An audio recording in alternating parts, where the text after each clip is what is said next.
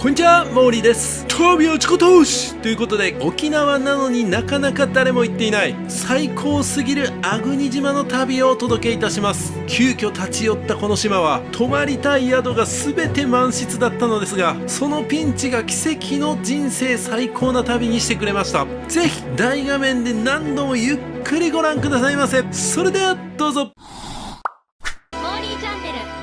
沖縄本島の西およそ60キロの東シナ海に浮かぶ粟国島は面積約8平方キロメートル、人口はおよそ650人ほどの小さな島です。島全体がのんびりとした空気に包まれており、都会の喧騒を離れて自然と向き合いたい人にぴったりな旅先。ダイビングや夕日スポットもあり、何もない贅沢を味わう離島旅がここにはあります。歴史的には琉球王国時代には海上交通の要として、また漁業の拠点として栄えていました。最近は移住者も積極的に募集しています。島内には伝統的な石垣の集落が残っており、ゆっくりと時間が流れるような風景が広がります。また粟国の塩は天然の海水塩として全国的にも人気で、料理やお土産としても高評価です。アクセスは沖縄の泊港からフェリーで約2時間10分、1日1便のみの運航で、海峡により欠航することもあるため注意が必要です。また那覇空港から琉球エアコミューターの小型機での空路もあり、天候に恵まれれば美しい海を空から望む絶景フライトが楽しめます。それでは何もないのに何でもある素敵な島旅を一緒に楽しみましょう。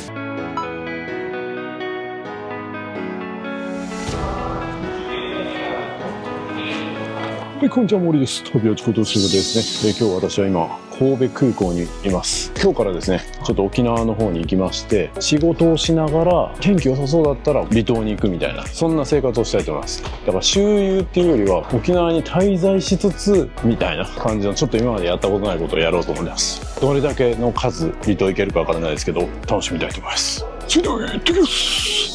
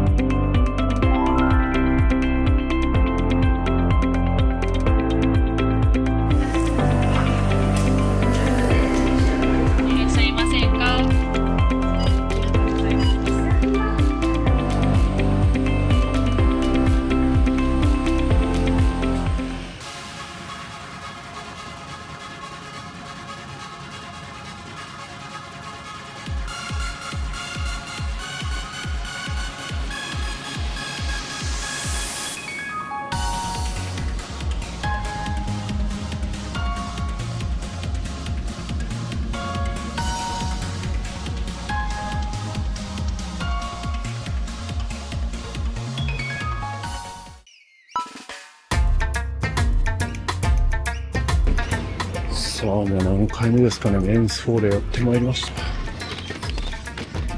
さあ、ここからはですね、仕事をしたりも入るんで、島に行くことになった瞬間にワープします。それではお疲れ様です。あとはちょっとね、沖縄でプライベートでやりたいこととか、別チャンネルのこととかね、やりたかったことがいろいろするので、それをやりつつ過ごしたいと思います。はい、沖縄着いてね、一発目はやっぱり沖縄料理食べたいと思うんですけど、店が多すぎてどこを選んでいいかわからなかったんで、僕がね、離島旅で一番原点と言えるところが与論島なんですけど、その与論島で一番人気の居酒屋があって、それひょうきんって言うんですけど、それが沖縄にも出してるんですよ。ここ行きたいなと思います。これで離島旅の原点を思い出したいと思います。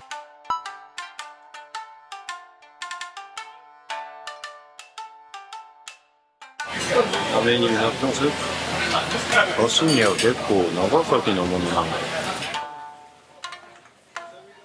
刺身いきます。やっぱ沖縄来たらオリオンビールからスタート最高ですね。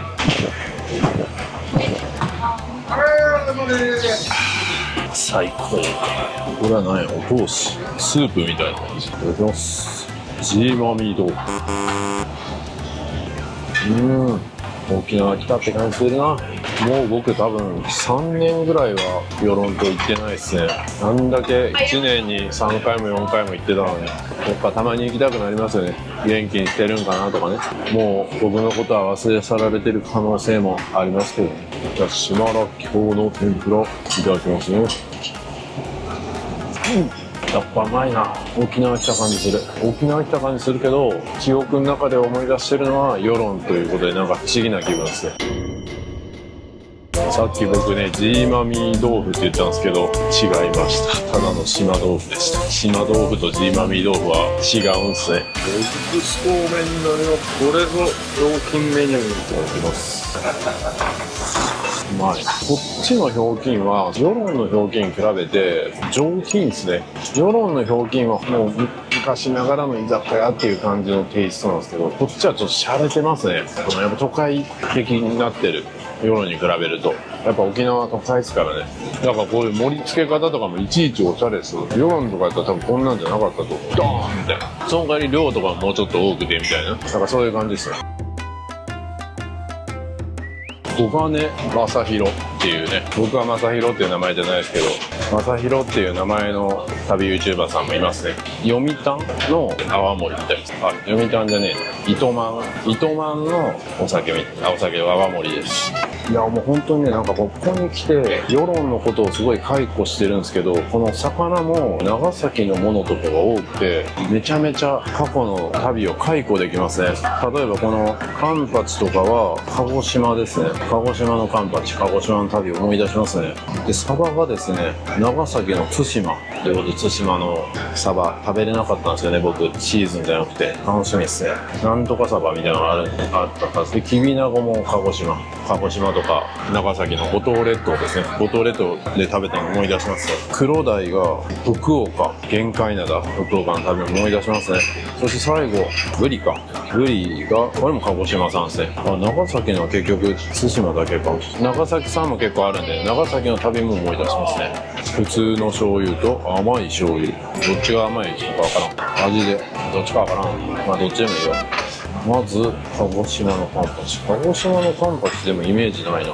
でも申し訳ないですけど、この辺は九州の魚を選んで正解だと思います。あ、確かにそういえばもともとひょうきんって与論島の店なんで鹿児島なんですよ。だから鹿児島ごひいきにしてるんですね。理解します。うまい。青森ちょっと癖あるな。正弘さんの癖あるんかな。サバ、これ食べたかった。このサバ楽しみ。対馬のサバっすからね。これはうまい。最高です。きびなご。黒鯛。歯応えもあってうまい。ブリも鹿児島。うまいよ。複雑な気分で戦ってますけどね。いろんなとこ思い出しつつ、でもここ沖縄やけどなみたいな、そういういろんなミックスしたものが楽しめるのはここのお店ですね。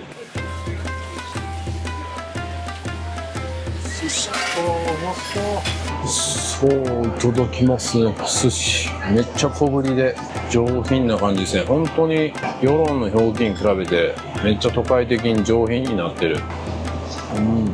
あとこれは県産の牛寿司、沖縄県のものですよ。いただきます。うまいけど小ぶりすぎるな。もうちょっとお腹満たしてくれる感じが良かったかな、個人的には。美味しいけどちょっと小さすぎるかな。上品になっちゃいましたね。いやー、美味しかったですね。味はね確かに美味しいんですけど、その与論のひょうきんに比べるとなんかすごい都会的になって、量とかもかなり少ない感じなんで、もうちょっと量欲しかったなみたいな感じですね。寿司とかもそれなりにお腹いっぱいになるかなと思ったけど、あれだったらちょっと帰りに牛丼屋さんとかステーキ屋さんとか寄らないといけないやんみたいな感じでした。そこだけ残念ですね。味はうまいんですけどね、値段もそれなりにします。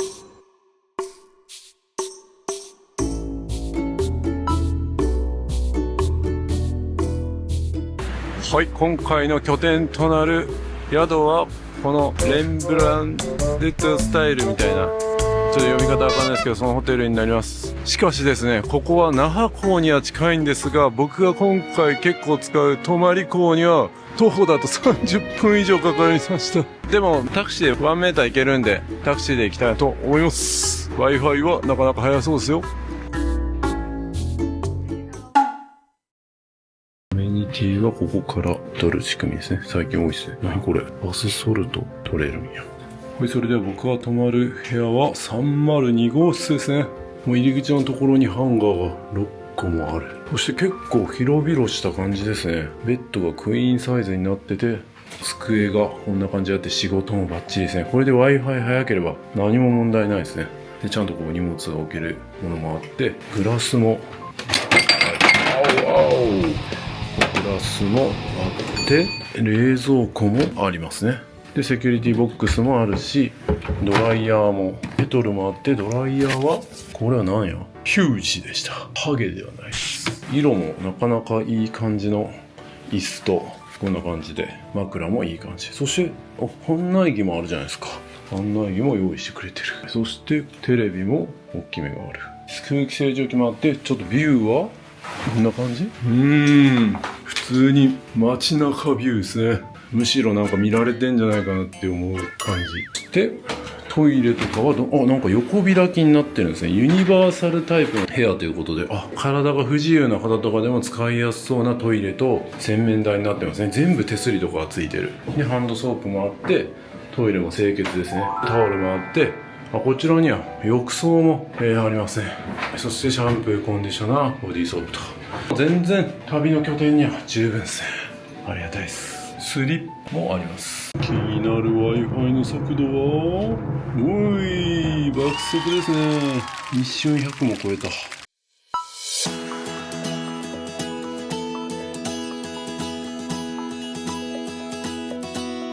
はい、おはようございます。今ですね、8時20分なんですけど、泊港というところに近くに来ました。僕今まで行ったその与論島に行く港が同じ港かと思ったら違うんですね。近くですけど違います。与論島に行くのは那覇港で、慶良間諸島とか今回行く粟国島に行くのはこの泊港から行くみたいです。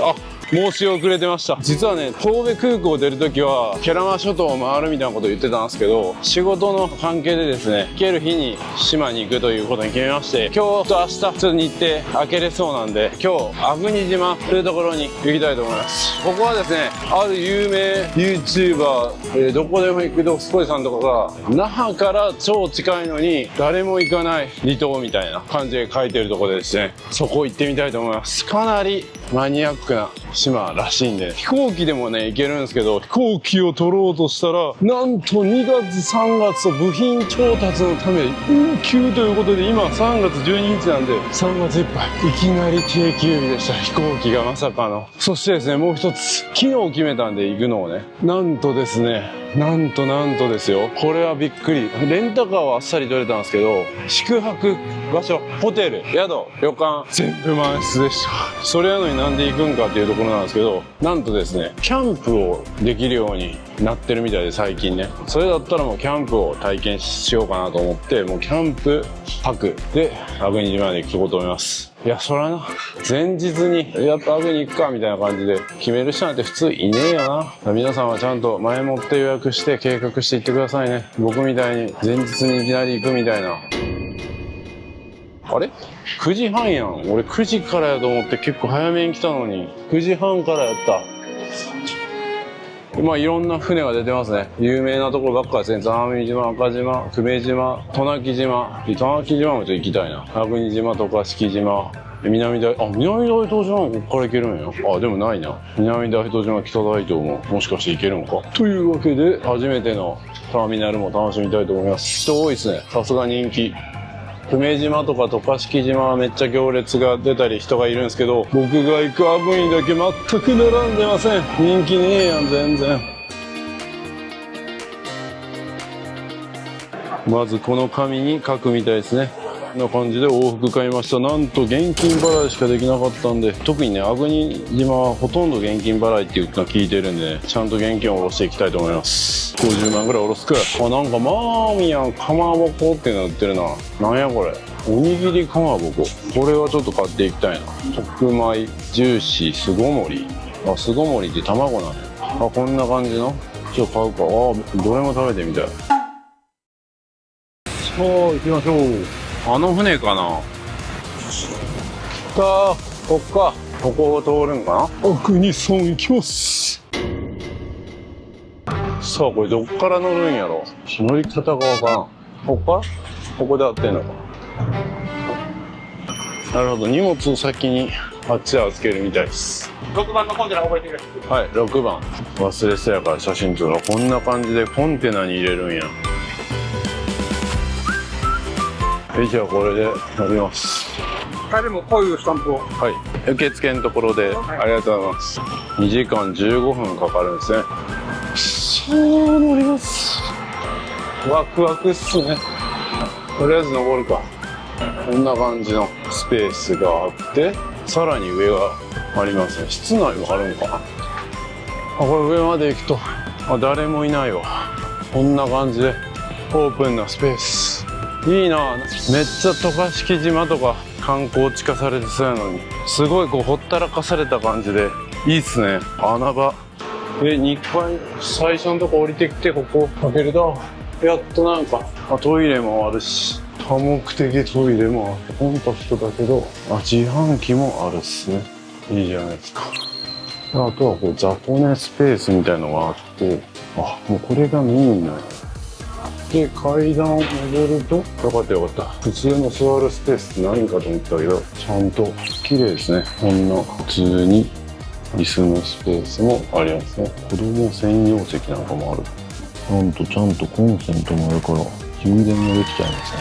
これに視聴者さんにいただいたケーブルですね。ケーブルをつけます。この便利なのが2口になってるんですね、先っちょが。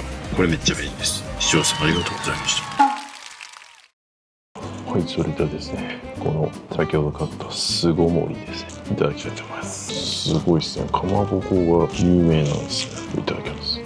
巣ごもり。まだ卵の白身しか来ていません。この時点でもうすでにかまぼこがうまい。黒米とか売れてたんで、黒米も買ったんですけど、もう卵だけ十分食べ応えありますね。卵とか食べ応えないかもなと思ってたんですけど、めっちゃあるやん。これはうまいよ。これ2つ買ったけど1個でも十分ボリュームあるわ。次この黒米、黒米いただきます。うまい。個人的には糖質制限もしてるんで卵の方がうまいですけど、やっぱ米うまいですね。独特のなんか沖縄らしさを感じさせますね。かまぼことご飯がこんなに合うとは新発見ですね。なんか寝てる人がいるけど大丈夫？来たー、出航です。ありがとうなはー。また来るねーなはー。いやー、やっぱ気持ちいいっすね。晴れてきたしな。ちょうど見てください。ちょうど天気が素晴らしい旅になりそうですね。び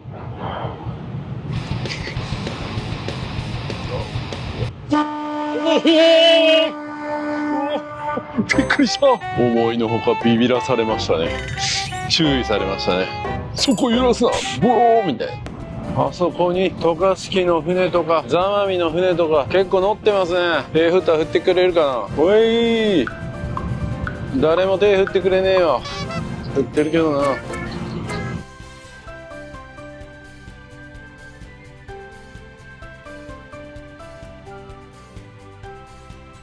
あの先にちょっと島が見えますけど、このマップと照らし合わせると、長ヌ島とか神山島って言われるところになるみたいですね。ここは多分人が住んでなくって、ダイビングとか、そのシュノーケルとかで行くようなとこっぽい気がします。おい、JAL さんの案件で島行きたかったで。お願いしますよ。で、このマップで見ると、今ここなんですけど、座間味島とかがここ、渡名喜島がここ、で、さらに北の方にこの粟国島があるということですね。もう本当に結構離れてるって感じ。粟国島が見えてきましたよ。来ましたよ。粟国島、最高。はい、粟国島がね、近づいてきまして、この粟国島についてね、チャット GPT でも調べてみると、粟国島は沖縄県に属する小さな離島で、那覇市の北西約 60km に位置していると。透明度の高い海、美しい断崖絶壁、豊かな自然が魅力の島ですと。人口が約700人ぐらい、泊港から約2時間で来ました。で飛行機だったら那覇空港から約20分で来れるんですが、なんと今2月3月は運休中でした。でいろいろとあるみたいですね。断崖絶壁の絶景だったりとか、伝統文化と歴史とかもあるし、美しい海とダイビングスポットもあると。で塩作りの島としても有名なんですね。塩買って帰ろうかな。で映画ナビーの恋という、映画のロケ地でもあったということですね。この粟国島は観光客が少なく、のんびりと沖縄の自然と文化を楽しめる穴場の島ですと。チャット GPT も穴場と認めてる、そんな島ですね。今船に乗ってる人も観光客で乗ってる人はあんまりいないように感じます。ほとんどの人が現地で仕事をしたりとか、そういった部分で乗ってる人が多いんじゃないかなと思いますね。で今回宿も全く取れなかったんですよ。僕も昨日決めましたからね。昨日ここに行こうと決めたんで、昨日慌てていろいろ予約したんですけど、宿は空いてませんでした。それもなんか今この時期3月は多分工事とかその現場系の仕事の人が大量に泊まりに来てて、観光客が泊まれる隙間がないみたいな感じだったんですけど、それの対策で多分テントとかキャンプとかできるような形になってるということでしょう。楽しみです。いやー来ましたね。天気も最高じゃないですか。気温がね今22度なんで、泳ぐにはちょっと寒そうですけど、まあまあ晴れてるんでなんとかなるでしょう。絶対泳ぎたいっす。むしろ泳がなかったら意味がない、それぐらいの気持ちで行きました。で温水シャワーは夕方の5時ぐらいまでしか使えないみたいなんで、それまでに泳いで温水シャワー浴びて居酒屋行ってみたいな。居酒屋もねそのキャンプのところからは30分ぐらい歩かないといけないですけど、まあなんとかそれで行きたいと思います。普通だったらねキャンプとかに行った場合はその居酒屋じゃなくてなんか弁当買ってそのテントで食べるのがいいらしいんですけど、やっぱりね僕はその YouTube としてその居酒屋の様子も撮りたいんで30分歩きたいと思います。しょうがねえよな、前日に決めたもんな。宿空いてたらこんなことなかったけど、まあ、これも旅ですね。どんな状況になってもそれが多分意味があることだろうと信じて、そしたら結果的にそのキャンプ場はめちゃくちゃ星が綺麗だったとかね、多分いろいろあると思うんですよ。それを楽しみに行きたいと思います。さあ来ました来ました、近づいてきたよ。今日はレンタカーは借りてます。レンタカーはサクッと取れました。だから現場系の人がいっぱい来てるんで観光客が少ないからレンタカーの方は空いてたということですね。与那国島とかに似てるような断崖絶壁感ありますね。形的にも面白いですよね。結構ハブはいるらしいんですよね。サンゴが隆起した島ではないのでハブはいるので、夜道歩く時も広い道を歩いた方がいいと。テントとか張れるキャンプ場はかなり整備してるし、毎回ハブの対策はしてるということで基本的には大丈夫だろうと。100% はないけど大丈夫だろうというふうに言われております。来ました来ました。天気も恵まれましたね。海の透明度も素晴らしい。謎の島にやってまいりました。那覇から超近いのに誰も行かない謎の島。いやちょうどいいなこの3月。天気もいいけどめちゃくちゃ暑いわけじゃない。22度なんでね、普通に泳ぐとちょっと寒いぐらいかもしれないですけど、ちょっと太ってると大丈夫でしょう。僕のようにちょっと太ってるぐらいの人は大丈夫だと思います。みんなもそうですよね。中年以上の方はみんなそうですよね。そう信じてます。怒られるで。来ました来ました。2時間長いかなと思ったけどあっという間でしたね。2時間仕事しようとかと思ってたけど、パソコン開いたらすぐ眠気が来て5分ぐらいしか仕事できんかったわ。あるあるですね。船で仕事あるある。飛行機でも一緒です。結局何もできん。あっち側の方が着岸してる感じ味わえるやんけ。いやーでも不思議ですよね。八重山諸島でもね、竹富島はめっちゃ人気やのに黒島とかね鳩間島とかは全然人気ないと。ここもね座間味とか渡嘉敷はめっちゃ人乗るのに、なんでこの粟国島にはこんなに人が少ないんやろ。そこまで何か違うんでしょうか。その謎を解明したいと思います。着いた着岸です。メンソーレ粟国島。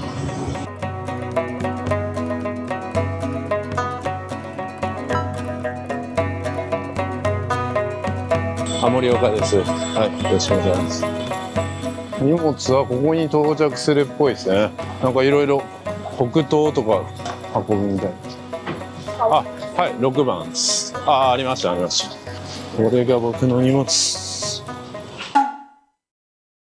レンタカーを借りたんでお願いします。なんか現場の人が多いんですか今。今業者さんがたくさん来てますね。なので宿が結構もう業者さんが埋まっちゃったりしてるんですよ。それなんか工事かなんかしてるんですか。何の業者なんですか。永住促進住宅。なんですか永住促進住宅。そう人口を増やそうと言ってるんですよ。それで地域おこし協力隊の人と呼び込んでその方たちを別に誰でも受け入れてくれるんですか。僕とかでも受け入れてくれるんですか。会場も誰でもウェルカムだとあ、思本当ですか。どうですか皆さん。う。検討します。いや、やっぱ候補には入りますよね。離島は僕の上司さんとかいると思いますよ。移住先探してる人。あ、そうなんですね。離島でなんか石垣とか宮古と観光地化されてない感じの。はい、それがいいです。それがまた魅力っていうのがめっちゃたくさんいるんですよ。宮古とか石垣とかも都会なんで、それだったら別に本土でいいやんみたいな。都会内の魅力的です。そうっすね。生活がちゃんと不便なところも魅力的です。今何人ぐらいですか。700人ぐらいですか。いないですね。600人。戸籍は600人なんですけど、はい、実際住んでる方がそんなにいるかってところがあるんです。ああ、そういうことですか。籍は置いて実際は中にいる方が。なるほど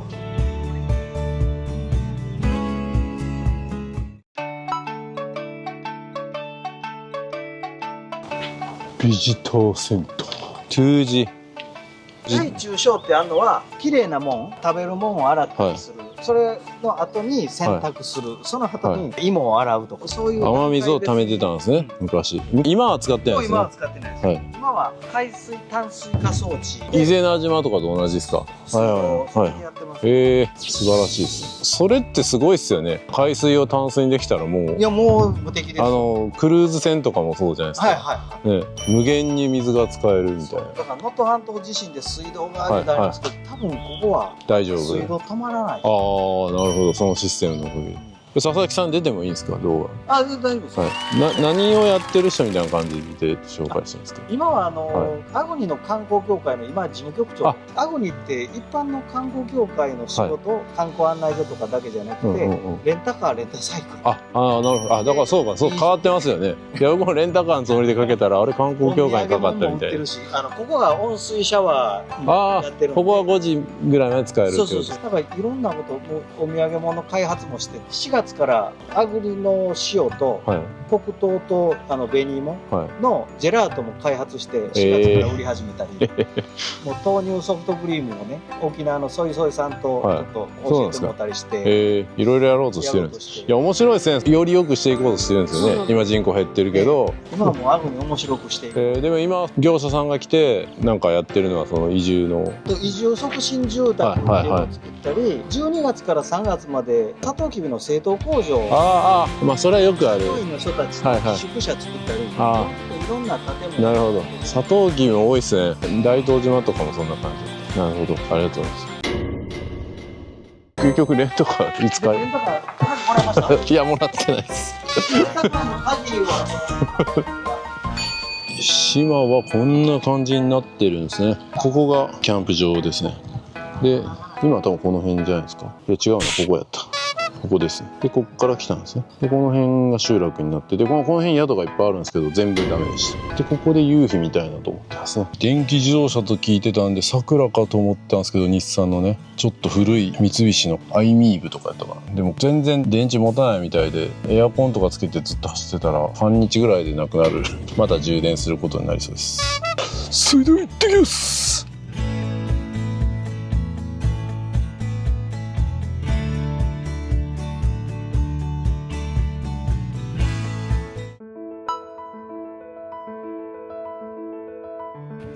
はい、まずは一つ目のスポットとしてヤヒジャ海岸というところに来ました。まずここ見てランチ行きたいなと思います。もうすでにね、こっから見る景色が美しい、素晴らしいですね。これはいいわ。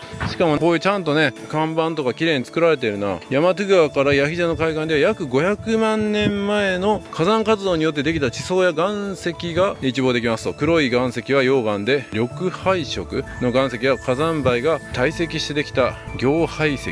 ここから東に進むと溶岩の熱によって赤く焼けた凝灰岩も見られます。ここでは3色に彩られた岩石が楽しめますと。粟国島のトゥージもこの凝灰岩で擬灰岩、ちょっとわかんないですね。読み仮名打ってほしいところですね。まあ実際見に行きましょう。おお、こんなちゃんと整備されてますね。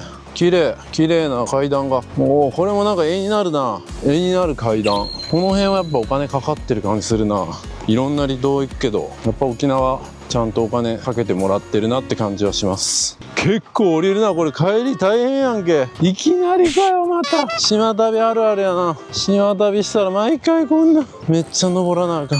お金かけるんやったらエレベーター作ってくれみたいなね。でもそんなん作ったらちょっとやっぱ島っぽくさなくなるしな。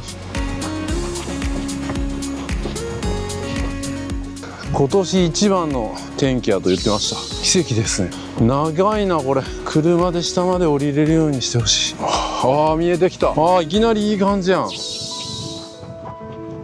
さあ来ました。ああ、いい感じやな。お、いきなり今ナビ終わり。おお、すごい茶色い岩もあるし、何これ、テントみたいな。ここで生活してたんかな。なんか手作りの住処があるし。ああ、すごいなこれ。ああ、自然の、おお、確かに素晴らしい。これは見応えあるな。ちょっとスコールみたいなのが降りそうな雲もありますけど、こっち側は晴れてますね。この辺もビーチエントリーで泳ぐ人も多いみたいな話をしてましたけども、あ、一人人いますね。これは素晴らしいわ。いろんな地層が見えますね。この辺が結構赤い土になってて面白いですね。不思議。これも溶岩だったんですかね。この辺とかなんかめっちゃ赤いのが残ってるやん。おお、ここもなんかもうゲームの世界観やな。これは素晴らしい。すごいな。そこの岩は黒いし、こっちは赤いし、ね、こっちはどちらかというと黄色い感じもするし、で、あっちは緑になってますし、あれは違うか。で、あっちは白いしね。そしてこのコントラストの強い緑。素晴らしい。いや、コントラスト強いのは僕がサングラスしてたからやった。勘違いでした。サングラスしたらコントラスト見えるかな。見えねえな。見えねえよ。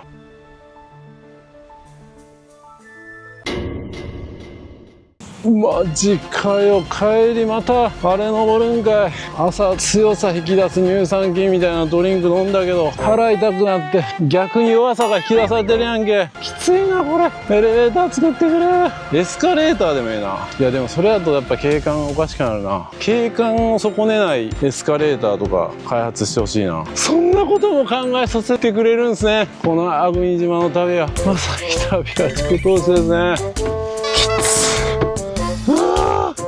まだ旅のスタートやぞ。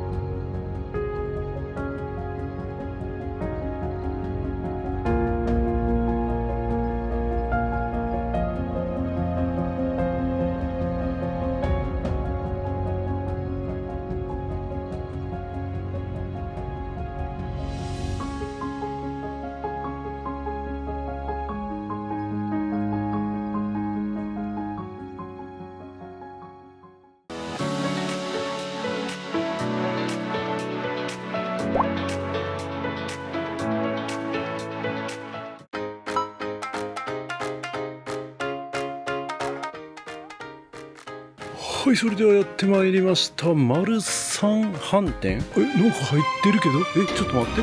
ああ、大丈夫か。全メニュー値上げのお知らせでした。定休日ではない。時間も今1時10分なんでギリ行けました。でも空いてるのかな、これ。空いてる？来た。あ、開いてるな。どっち？営業中、本日終了でどっちも貼ってるけど、これどっちなん？はい、メニューがこんな感じになってますね。ノンアルコールビール、キンキンです。ノンアルコールですよ。何回も言っておきますけど、AI さん勘違いしないでください。ノンアルコールビールです。はい、それではノンアルコールビールですね。ノンアルコールビールですね。何回も言っておきます。これで勘違いしたらおかしいですからね。いただきます。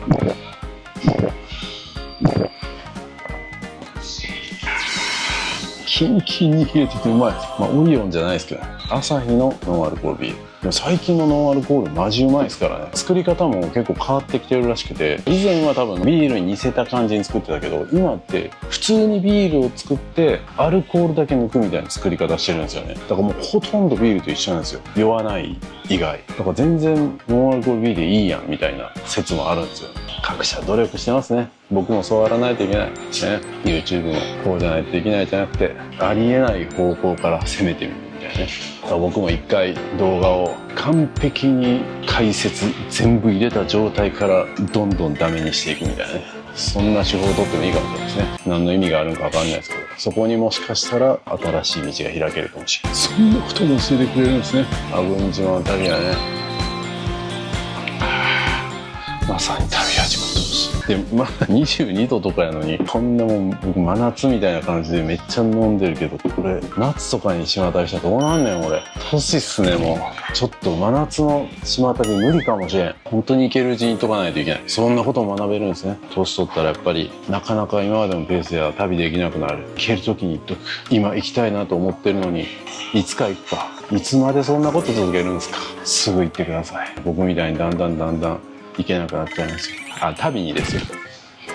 そう、フーチャンプルー来たんですけど、完全に僕注文間違えました。豆腐がアグニの豆腐って聞いたのに、豆腐チャンプルーを頼まずにフーチャンプルーを頼むでしょ。ぬるすぎる。でもこれはこれで美味しそう。いただきます。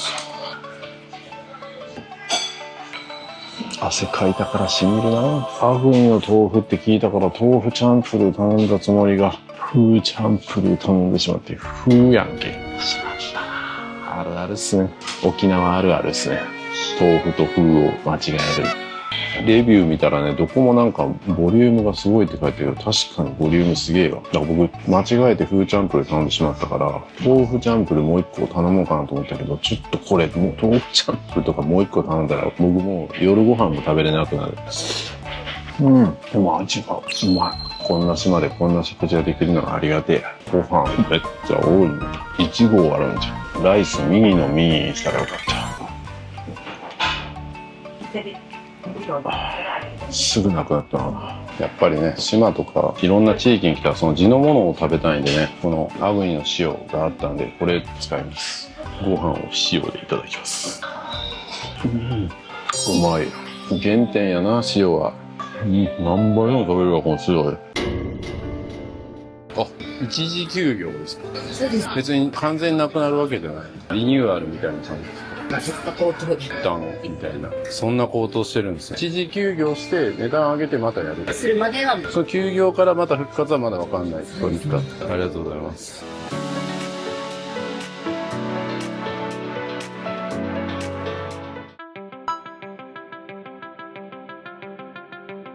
はい、それではですね、もう一個観光スポットというか、東山トゥガーというところに来ました。これもタラマ島とかもなんとかトゥガーみたいな感じの場所ありました。ここも階段すげえな。おい、飯食べた後やからいいけどさ、なかなかやな。ちゃんと手すりはねつけられてますね。整備されてる。ちゃんと右側と左側に登る人と下る人分けるようになってるけど、いやそんなに来てないからな。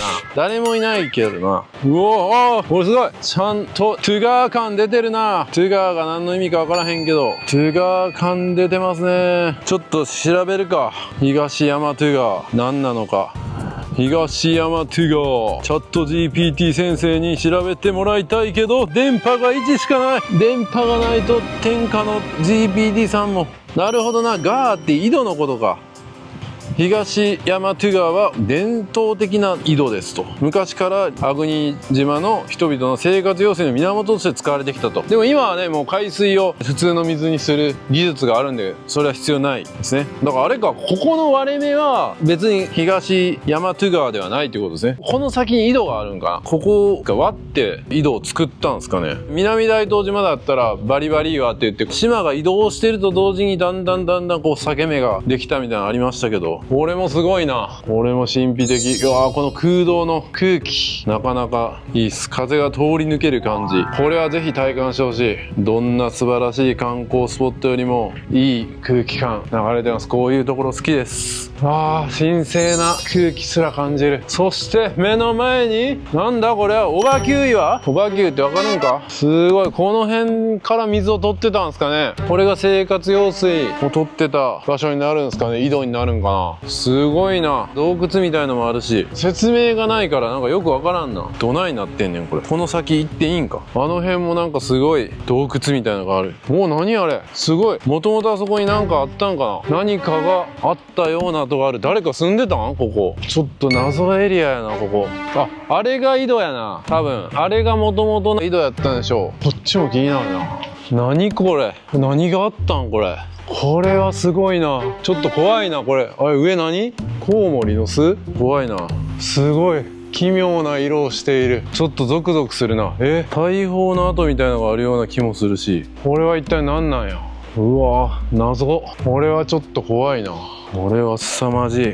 あっちにもなんか隙間あるし、めっちゃいろいろあるやん。ここにもなんか、ここで本当に過ごしてた人がいるんか？これは観光局の人とかに聞きたいです。ここもすごい。謎エリア。これ潮を満ちたら、こんだけペットボトルが流れてるってことは、ここまで水が上がってくるっていうことですよね。自然の神秘。これはすごいわ。これ、マジ謎エリアよ。何も書いてないな。どこが井戸や。ここはすごいエリアやな。もうちょっとすごくできる気がするここは。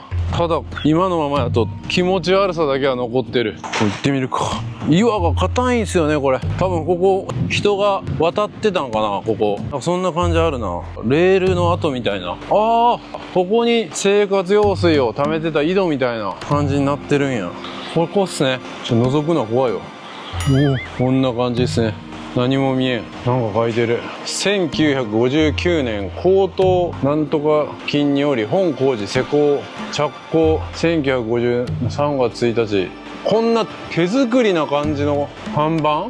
これもすごいな。これちょっとわかんないですけど、ここは昔の人にとってめちゃめちゃ貴重な水場だったわけですよね。例えば戦時中とかって、やっぱり僕もパラオのペリリュー島とかでもね、勉強した時に、水場を先に攻められるらしいんですよ。そこを相手に抑えられたら、もうこっちとしては、やっぱ食べ物がないより水がないことが一番人間できついらしいんで、ここを守るために、いろいろこう、隠れ家みたいなのを作ったんかな。明らかに人為的に掘った感じがあるというか、自然にできた穴じゃないような気がするんですよねこれ。わかんないです。後で誰かに聞こう。長老に聞こう。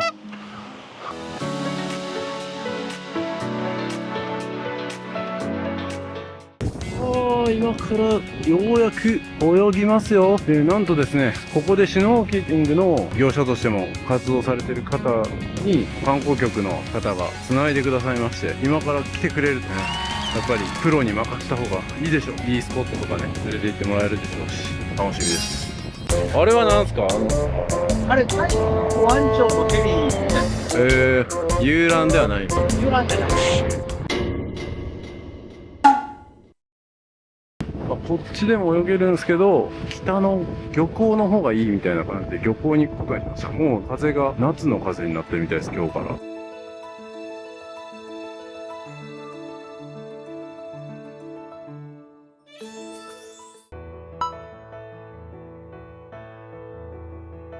風強。あの辺とかやつですね。売れたりとかするんで。はいはい。ここからちょっと回っていくと結構面白いんですけど、ちょっとショートカットしていった方が。はいはい。はい。これから、だんだん多分、満ちてくる。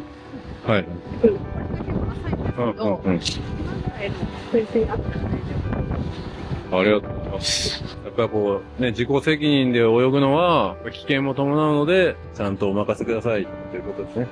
本来なら。僕はもう前日にいきなり行ったからあれやけど。アンドシー、阿国島でお願いします。今お願いしても、お休みしてたということですね。この時期は、やってないそう。受け付けてない。 5月から。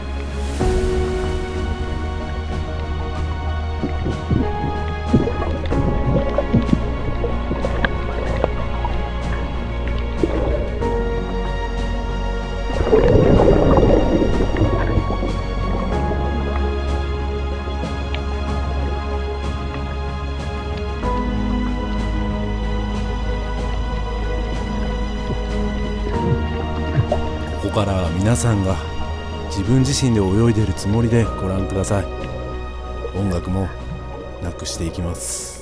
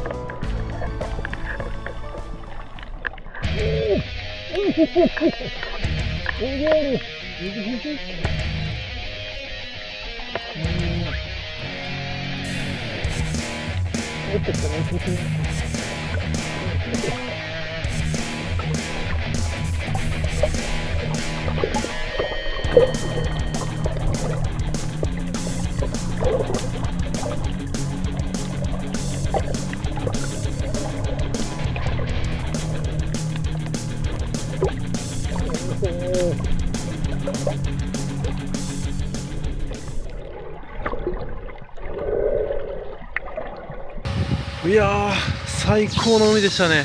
でもね、4時からチェックインがあったらしくて、宿のもう今4時10分ぐらいなんですよ。急いで行きます。しまった。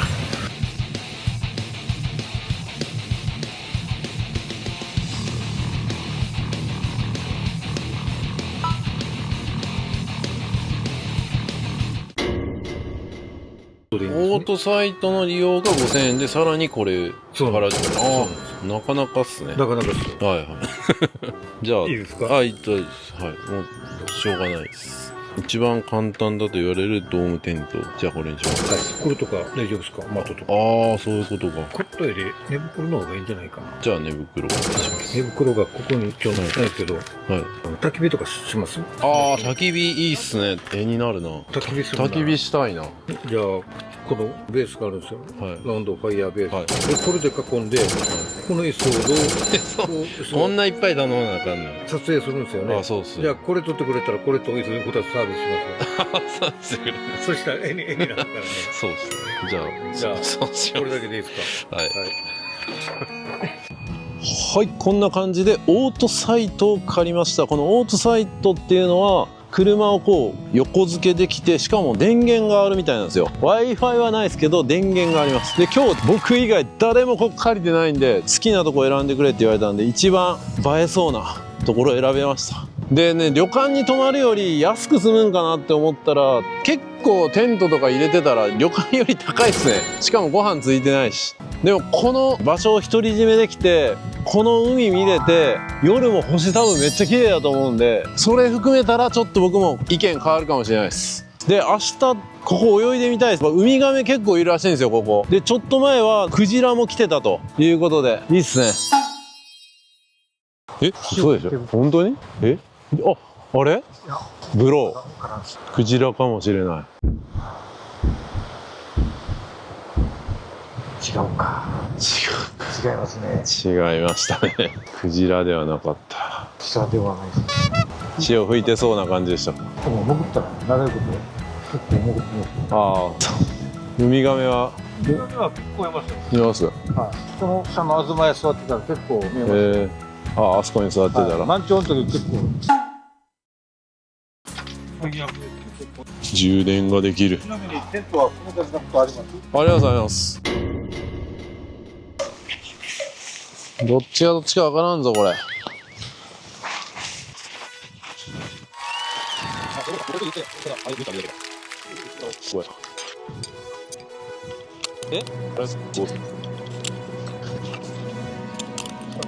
ああ、入り口向こうになったけどいいかな。それどっちなんですか？ああ、そういうことか。変えましょうか。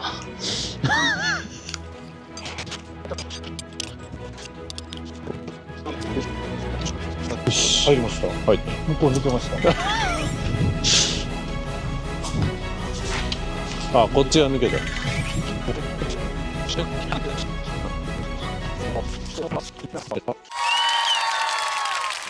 なんやかんやでほぼほぼ組み立ててもらった気がするな。ありがとうございました。ここでテントを借りたら、こうやってお兄さんとお話ができて建ててもらったりできるわけですか？ダメですよ。あ、ダメです。 C セットって2万円のテントがあるんです。そうそれ難しいから、そういう時はスタッフがついてあ、今回特別ですか？今回特別。まあ、毎回回ってくるけどね。毎回特別かもしれないですね。いやー、これは最高っすね。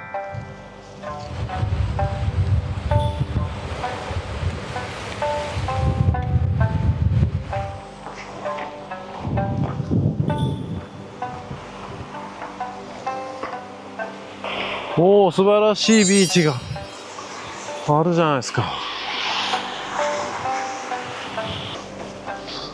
そう浜へ行きます。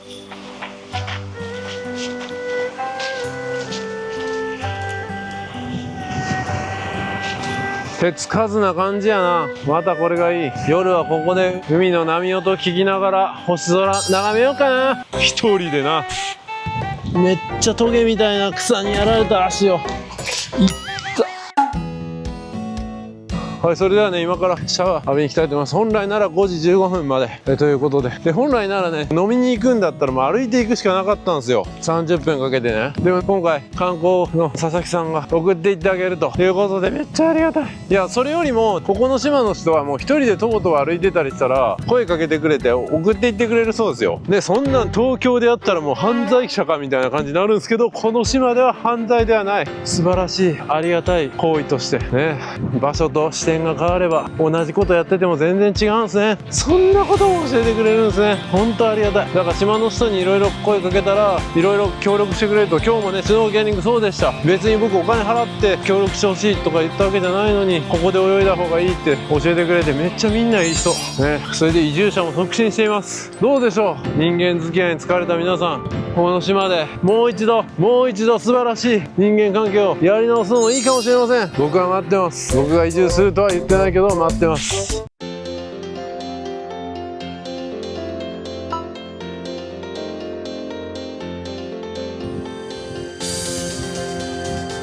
はい、ここにまたシャワーを浴びに行きました。今日昼食べたね飲食店がもうなんか3月いっぱいで閉まるって言って、僕の動画出るのはそれ以降になると思うんで、飲食店食べるとこないやんみたいな話なんですけど、このビジターセンターのところに4月から飲食店ができるような話で進んでるみたいです。やっぱり食べるとこがないと困るんで、なんとかしようということでこちらで食べれるようになるみたいです。ただちょうど僕は今3月12日なんで、まだどういったメニューになるかとかはわからない状態です。東なんとかトゥガーってあるじゃないですか。あがり山とあがり山トゥガー、あれってちょっと僕行って謎だらけやったんですけど、そもそも裂け目みたいなところもどうやってできたのかわからへんし、すごい基地じゃないけど穴みたいのもいっぱいあるじゃないですか。あれは何なんですか？そもそもこの島って3回の隆起でできていて、一番最初の隆起がマハナの展望台の方なんですけど、あれが火山活動の隆起で一番最初に上がったとこ、そこから3分の1ぐらいのとこまでで、2回目が真ん中あたり、3回目がウムグの浜とかの方で、その真ん中あたりの隆起と一番最初の隆起の間ぐらいのとこが多分あがり山と。あれもだから自然にできた裂け目なんですか？そうです。あの穴もですか？そうです。あ、そうなんや。あそこは黒いゴツゴツしてたと思うんですけど、あれは溶岩の。あんな自然にできてるんですね。てっきり戦時中に掘ってなんか置いてませんでした？あそこ。あそこに井戸を掘って、そこからあそこのモーターでこう上げてたみたいな。ああ、砲台とかなんかなと思って。僕も来た時はそう思ったけど、ちょっと違うみたいな。ああ、そうなんですね。でもなんかここで戦時の話聞いたことないからあんまり。一年ウーグの浜から米軍は来てるんですか？水を守るためになんかあそこをめっちゃ強くしてたんかなって。全然違うかったってことですね。完全に人工的に作られたんかと思って。最初ね、刀で切ったみたいなとか、そんなようなことも言いたいな思ったんですけど、刀はおかしいけど漫画の世界です。でマハナの方は白い壁になってる。あれは白色凝灰岩って、あれは火山灰が長年堆積してできた層、それがゴンと上がってきて白い地層になってる。サンゴが隆起した島とかもあるじゃないですか。あれとはまた違う感じなんですか？アグニは沖縄の離島で唯一の火山活動で、そういうこと。だからハブがいるんか。ハブはね、5年ぐらいまで来れへんかった。誰か持ち込んだんですか？なんか入ってきた。隆起した島っていないじゃないですか。もともと陸だったから。だからいなかったんです。そう、聞いときゃよかった。今日最後に泳いでて、なんかめっちゃ海蛇よりも太いみたいなやつがいたんですよ。あれ何やったんやろ。海蛇はもっとなんか細くて、でも長くてめっちゃくねくねしてて、後回しは僕めっちゃ海蛇に出会ってビビったシーンがまた同じようなことになって怖いみたいな感じで。海蛇なのかもわかんない。なんや、あそこ全部自然にできたやつやったんや。すげえな。しかもハブがいるのは誰かが持ち込んだからかよ。半端ないな。やべ、めっちゃ洗濯物してた。うわこれは最高や。うわこれは最高や。先客がいるけど最高っす。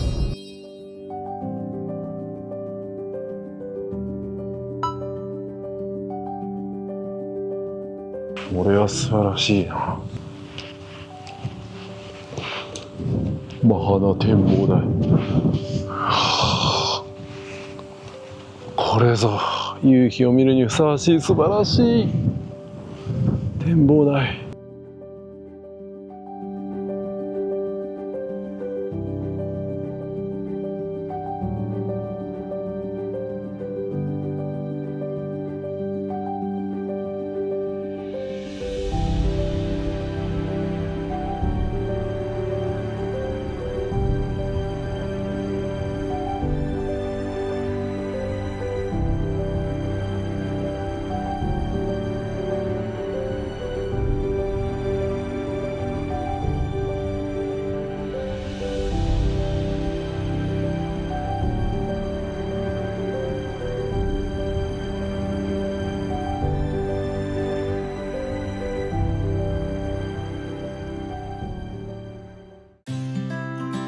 はい、パーラー豊常に送ってもらいました。来ましたね。どこに止めたらいいの？あ、じゃあどこに止めたらいいの？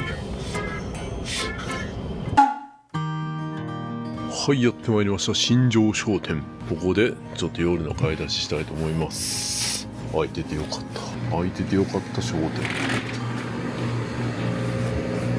肉とか売ってません。あとブルーシールのアイスとかも売ってるし、ドリンクもオリオンビールとか、ヨーゴとか売ってる。アグニのものっていうのは売ってる。あ、オリオンゼロライフ糖質ゼロ売ってる。糖質ゼロビール売ってる。はい、やってまいりました。パーラー豊雪やったかな。豊幸。パーラー豊幸。やってまいりました。ここ今日予約しておきました。島内唯一。あ、でもなんか飲めるとかなんかカラオケとかもあるって言ってましたけどね。ここで飲みたいと思います。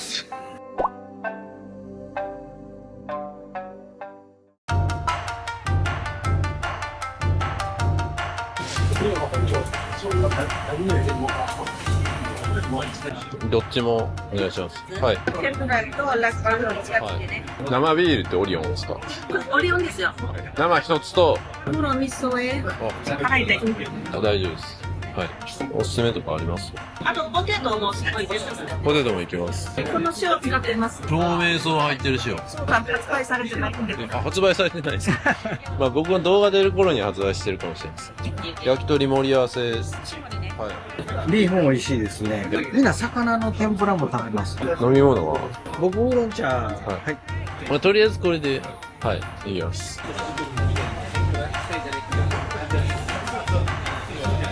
それでは今日佐々木さんといます。ありがとうございます。ありがとうございます。おはようございます。やっぱみんな知ってる人なんだ。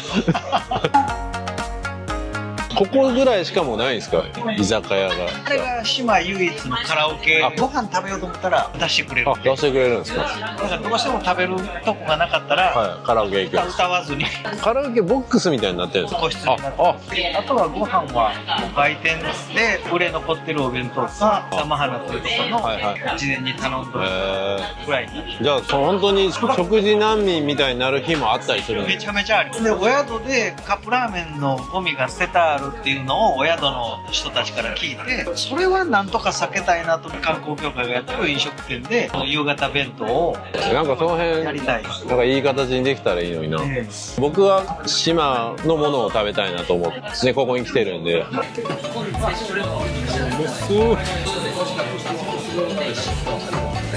い、島らっきょうの天ぷら、これはアグニさんです。いただきます。アグニ島の島らっきょうの天ぷら、最高っすね。ヘビロテやけど何食べても美味しい。あ、美味しいですか。店主の周さん、中国からお呼びに来られて、島の食材でお土産物作ったりとか。ありがたいですね。そうそう。映さないでって言われましたけど。テレ屋さんです。島らっきょうの漬けもうまい。マグロいただきますね。若干中華風みたいな。今回粟国島に来て、すごい自分の中で印象的だったのが、移住をすごい促進されてるっていう話を聞いたのが、あんまり他のところでは聞いたことない。以前はなんかそういうことを言ってましたけど、だから以前だとなんか似てますね。あそこも移住者を増やすために施設を建てる。でも他のところではあんまり聞いたことなくて、移住したいですって言っても、空き家はめっちゃあるけど、島の人と仲良くならないと家は手に入らないみたいな。そうだから自分でやってねでまずに一緒に探そうかって移住者に対してウェルカムな姿勢が離島よりも強いと。僕が今日ご飯食べに行ったの今月で閉めるって言ってたし、その宿も結局僕宿取れなくてキャンプになって、まあそんなのも考えると、本当にそういうのをなんか積極的にやる気のあるね若者がやったらいいんじゃないかなと思うし、粟国って沖縄一空き家が多いし、お仏壇があるから貸さないとかで雑草だらけになったり、個人と個人やったらなかなか貸さないけど、観光協会の信用で貸してもらってお宿にしたりとかするのにやっと一軒貸してもらえること。ああ、本当ですか。まあ拠点的な感じで住むとこと、まああと貸し出すところをやって、例えばですけど視聴者さんの中で移住したいみたいな人を集めて住んでもらって、で僕が運営する宿のお手伝いを仕事としてしてくださいみたいな感じでやったら、なんかすごいいい形が作れるんじゃないかな。で僕は動画で集客ができるじゃないですか。そんななんかこういうことで大儲けしようとは思わないけど、僕の視聴者さん人が少ない離島に行きたいみたいな、都会の喧騒から離れて島で過ごしたいみたいな人多いから、すごいマッチするような気がするんですよね。離島に住むって都会に住んでる人の逃げ場みたいに思われるとまたちょっと間違ってしまうとこもある。一緒に僕もケアさせてもらって、現実こうやけどマッチしますかみたいな。今日出会った人みんな移住じゃないですか。シュノーケリングの方も移住ですよね。佐々木さんも移住ですよね。だから移住でこんだけ成り立ってるっていうのもね、勇気もらえますよね。移住してきた人のうち5割から6割が帰らずに行ってる。5割は帰るんですね。それぐらいの覚悟をやっぱしないといけないってことですね。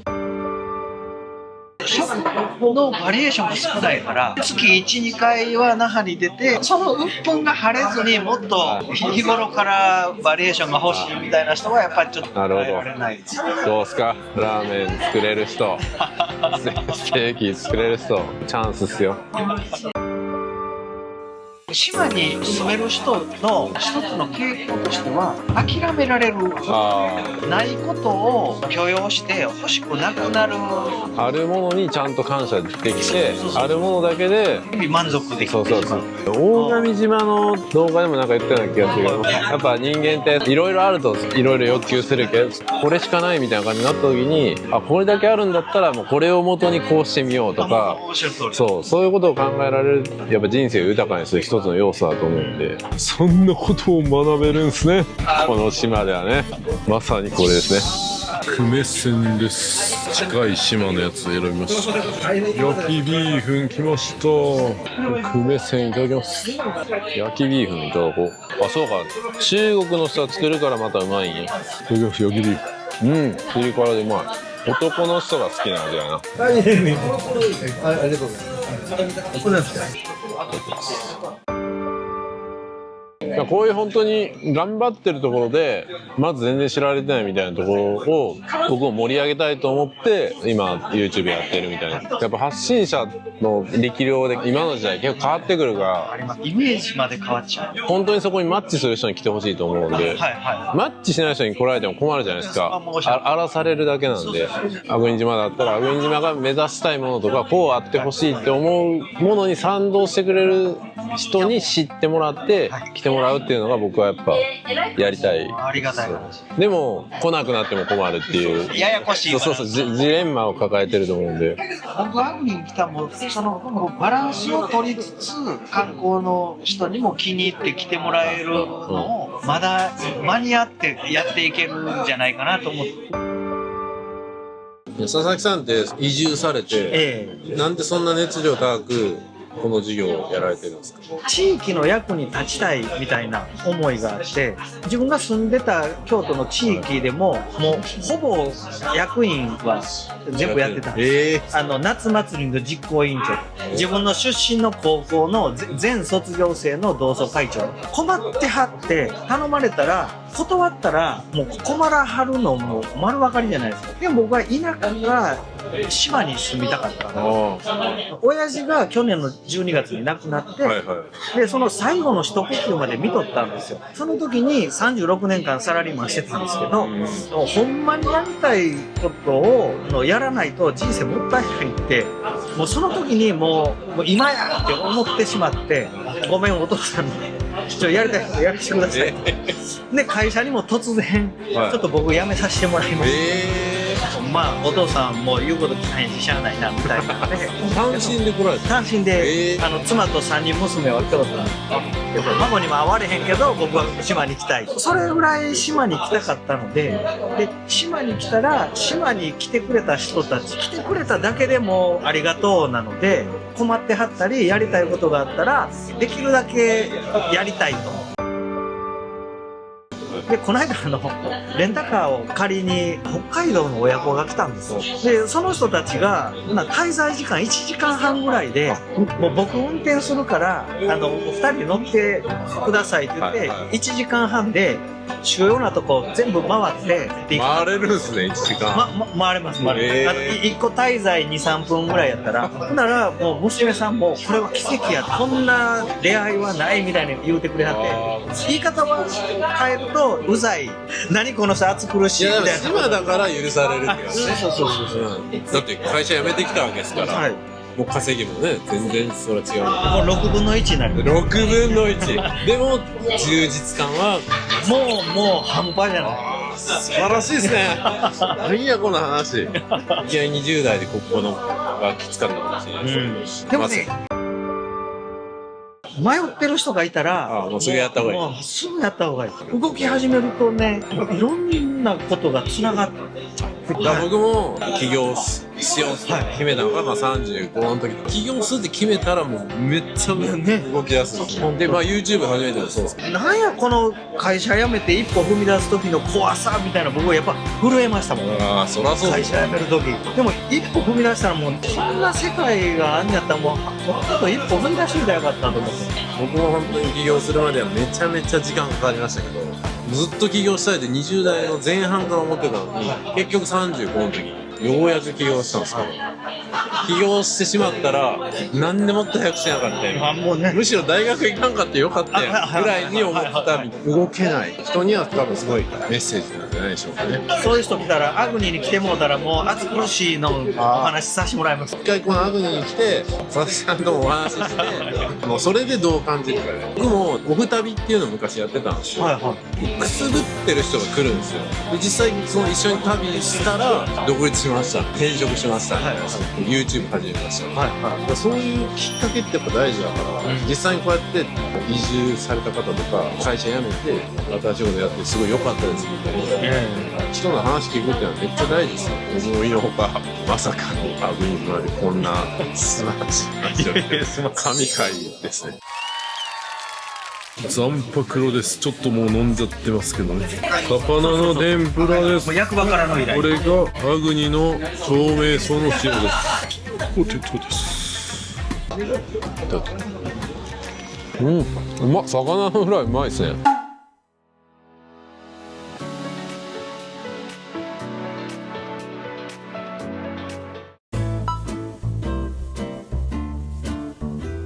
さあ焚き火やるか。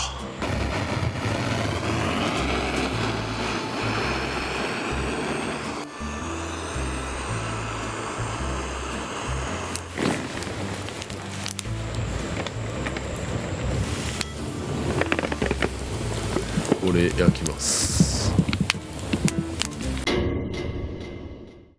最悪です。さっきも焚き火の中でソーセージをねわざわざ用意して焼くみたいなところやってたのに取れてませんでした。しかもその間めっちゃ暑いから軍手もして焼いててもまた暑いから結局オリオンビールで冷やすっていうところまでやったのに全然取れてなかった。オリオンゼロライフで今日のカロリーもゼロで結構焼けてきてるんですよ。もうちょっと食べてみようかな。ちょっと口開いてる感じなんで良さそう。沖縄の豚肉いただきます。うまっ、おいしい。叫んでも大丈夫です。誰もいません。最高ですね。東京でこんなんベランダでバーベキューできるねみたいな感じで言っても美味しいって叫べますか？叫べないっすよね、東京だと。別に東京悪いとか言ってるわけじゃないですよ。こっちではこれができるってことを言いたいだけです。コンビニはないけどこれができる。うまっ。そしてオリオンゼロライフうましら江頭さんも久米島行ってましたけど粟国島来るべきじゃないですか。これめちゃくちゃうまい。20本ぐらい買ったらよかった。で星空ね、めちゃめちゃ綺麗な星空を見てあとは寝るだけと思ったんですけど今日は満月です。星見えるけど満点ではないな。無念です。いやー本当に今日ねまさかこんなね粟国島に来てキャンプすることになるとはね予想もしてなかったし、まさか焚き火を撮影するなんて予定もなかったですからね。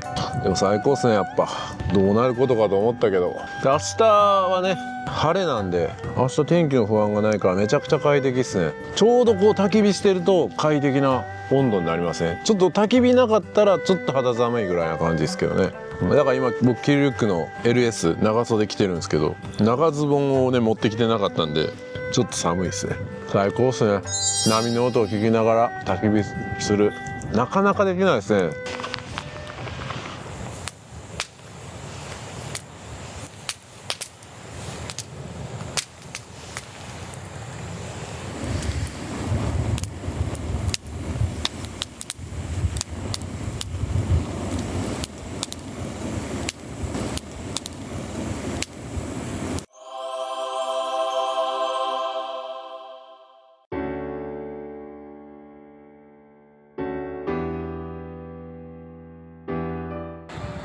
おはようございます。今6時36分です。意外と快適に寝れましたね。きったー。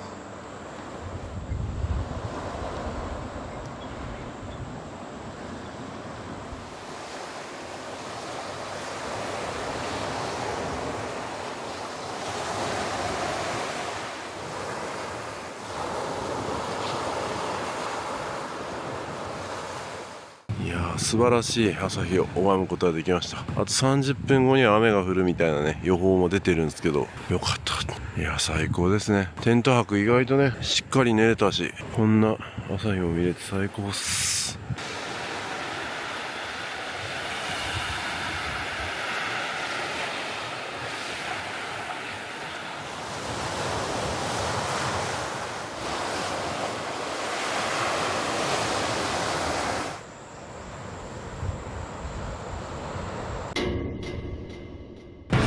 おー、雨降ってきた。なんやねん、昨日あんな天気良かったのにテントに避難や。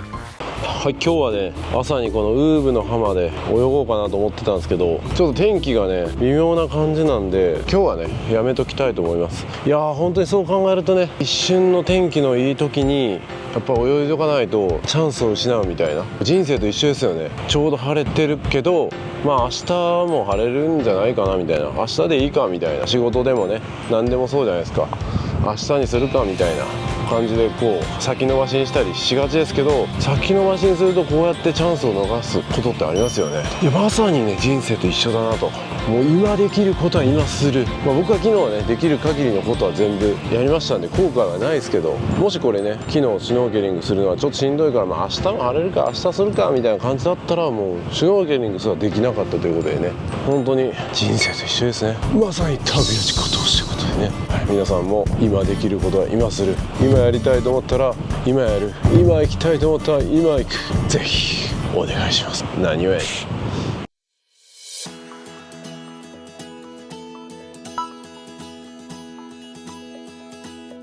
じゃあちょっとビーチ見ていきましょう。カメとクジラがいるって言われてるけど、最後見れるかな。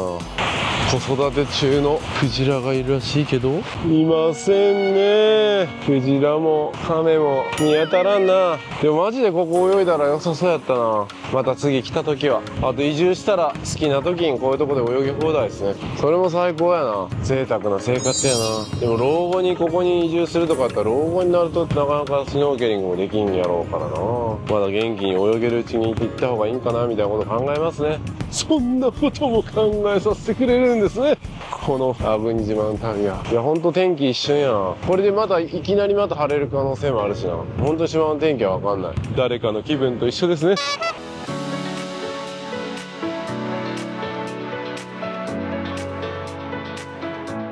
ヤギの兄弟いるやん。兄弟親子。何これ。ヤギ犬。すごい。耳がめっちゃブランブランしてるヤギや。ウェーウェー。ここのヤギは全然答えてくれへんな。牛いるやん。牛発見。でかい牛やな。虫かよ。この島の動物はみんな虫や。まさかの野生の鶏もいるじゃないですか。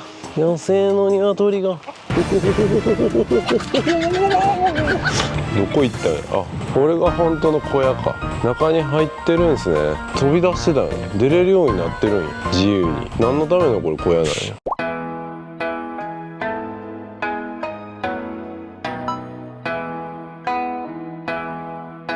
さあ、喫茶マハナというところにやってまいりました。ここは朝9時からモーニング営業をしてるらしくて、今日ここで朝ごはん食べたいと思います。入り口は反対側です。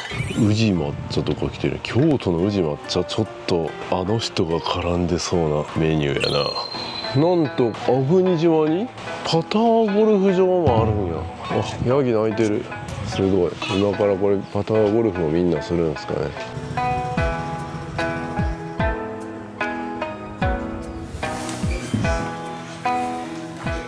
粟国黒糖カレーうまそう。そして新メニュー宇治抹茶プリンとアイスのデザートいきたいな。ぜんざいも気になるけど、追い黒糖するか。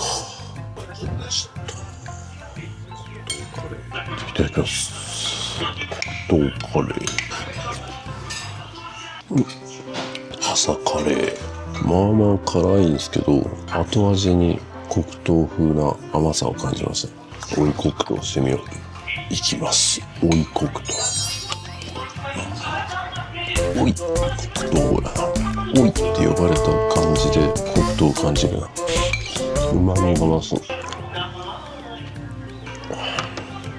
あ、追い黒糖した方がうまい。パターゴルフ楽しそうやな。老後の楽しみやな、パターゴルフ。宇治抹茶。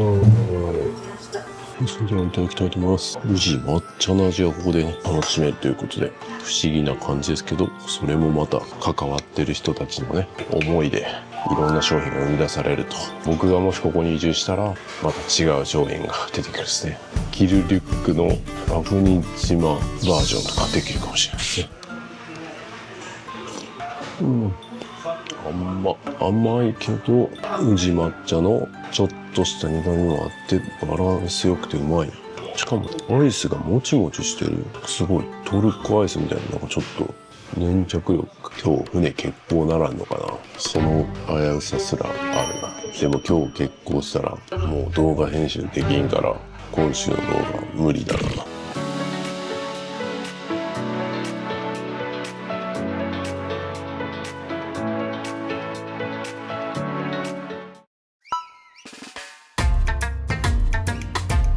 はい、次のスポットはですね、集落がこの辺にあって、さっきご飯食べたとこがこのマハナこの辺なんですけど、そっから結構北に上がってこのテラっていうところにやってまいりました。もうこれでほとんど主要なスポットに関しては見たみたいな感じですね。であとは街歩きしてランチ食べてこの旅を終えたいと思います。で左の黄色いボタンを押すとムンジュル節が流れますと。ここはなんかそうムンジュル節のモニュメントらしくて、青森のね奥津軽の旅みたいにボタンが壊れてるようなことはなければムンジュル節が聴ける感じですね。こんな感じになってます。で黄色いボタンどこにあんねん。ムンジュル節の曲が聴けるのどこやねん。青森やったらこの辺にありましたけど、あこれか左のめっちゃちっちゃいやん。青森のこれぐらいあったからな。押してみよう。来た。ここも壊れてるんかい。奥津軽と一緒やん。音鳴らない。なんなんこれ。もうええって。何？長押し？もしかしてなりません。何年無念です。さあこれがテラですね。データの容量ではありませんよ。テラです。どこかしらがやっぱ沖縄を感じさせるような作りですね。ちょっと足元ヌルヌルするな。滑りそう。またこれどこまで続く階段なんや。恐ろしいな。どうなってんねんこれ。奥深くに入っていく。おお、なんじゃここ。全然寺じゃないやん。謎のスポットっすね。おお、滑る。やっぱヌルヌルするわ。危な。要注意やわ。なんか階段も微妙に斜めになってるし。なんか膝痛い。何これ、ピザ窯？ここも滑る。あかんあかんあかん。めっちゃ滑るここ。ちょっと雪道を歩く時の歩き方で歩きます。すごいなこれ。なんだこれ。まだあるやん。めっちゃ滑る。葉っぱが濡れた葉っぱがやばい。これは非常ボタンやけど、実はこれがなんとか節が鳴るんちゃうやろな。でも押したらやばそうなんでやめときます。でも僕さっき滑ってもしこけて頭打ってたらこのボタンを押す羽目になるところでした。おお、すごい。なんかめっちゃ洞窟みたいになってる。思ったよりすごいぞ。南大東島の星野道とか思い出すな。おお、ライトアップされてるやん。なんか寒い。涼しい。声響く。これすげえ。星野道やん。南大東島の。なんか死んでる？違うか。どっちから行くんや。うわ、めっちゃひんやりしてる。これも非常ボタンやな。非常ボタンの大きいんやな。さっきの曲弾けへんかった人がついつい押しちゃいそうやけどな。うわ、めっちゃ寒いわここ。夏行ったら多分めっちゃいいと思いますね。ひんやりして。すごい。これはなかなかっすね。星野道ほどの規模感はないけど十分見応えあるな。なんか声が今聞こえた。誰かが来ている。人が来ている。よかった。すごい。これもう完全斜めや。もう完全に。これはすごい。これは楽しそう。臨場感あるな。ここにもボタンあるけど、ここも非常ボタンやな。なんとか節を聴けるボタンももっと作ってほしい。ここで終わりですね。こじんまりとしてるけど結構見応えはありますね。来る価値はあるっすね。僕ですか。神戸から来ました。なんもないでしょ、悪には。いやいや、でもそれがいいっすよね。まだこっちもあるな。ここもなかなかの見応え。でもこういうところを発見してこうやって観光地みたいに仕立て上げるのもすごいっすね。ここもすごいな。パワーを感じる。光が差してきている。あとはここで終わり。なんか溝があって水がある。ここもなんかパワー感じるな。すごい。そして天井もトゲトゲになってる。僕のライトを照らします。どうでしょう。はっきりとトゲトゲが見えますね。すごい。これもね、長い年月かけてこういうつららみたいなね鍾乳洞が出来上がってるんですね。僕たちも一緒ですね。僕たちも人生の鍾乳洞作ってますか。たった3日間だけではこれはできないですよ。ずっとこうやり続けることによってこういうちゃんとした形として残ってくる。僕も YouTube も一緒です。もう気がつけば6年半ぐらいやってます。皆さんもどうですか。今何か成し遂げようと思ってやり続けてることね、鍾乳洞にしていきましょう。そんなことも教えてくれるんですね。この粟国島寺の旅はまさに旅あちこと。めっちゃ響いたな。やっぱさすが鍾乳洞だ。最高です。